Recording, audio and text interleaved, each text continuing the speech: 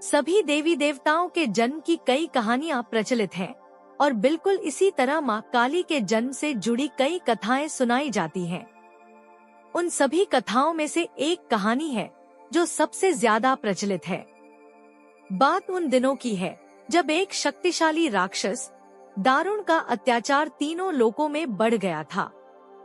तीनों लोकों में सभी इससे बहुत परेशान थे।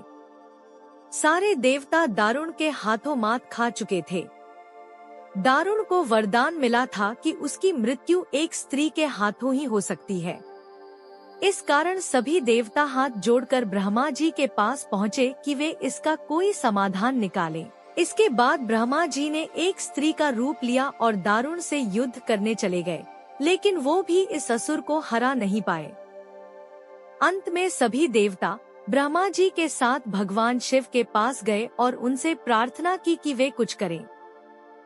सभी की प्रार्थना सुनने के बाद शिव जी ने मुस्कुराते हुए माता पार्वती की तरफ देखा। उनका इशारा समझते हुए माता पार्वती ने अपनी शक्ति का एक अंश निकाला। वह एक चमकता हुआ तेज था जो देखते ही देखते भगवान शिव के नीलकंठ से होते हुए उनके शरीर में प्रवेश कर गया। इसके बाद भगवान शिव ने अपनी तीसरी आंख खोली और तीनों लोग थरथर कांपने लगे। भगवान शिव की तीसरी आंख खुलने के बाद वह शक्ति उनकी उस आंख से बाहर निकली, जिसे देखकर वहां खड़े सारे देवता घबरा गए। उस शक्ति ने एक विशाल और रौद्र स्त्री रूप ले लिया था। उनका रंग रात सा काला गहरा और जुबान खून जैसी लाल थी।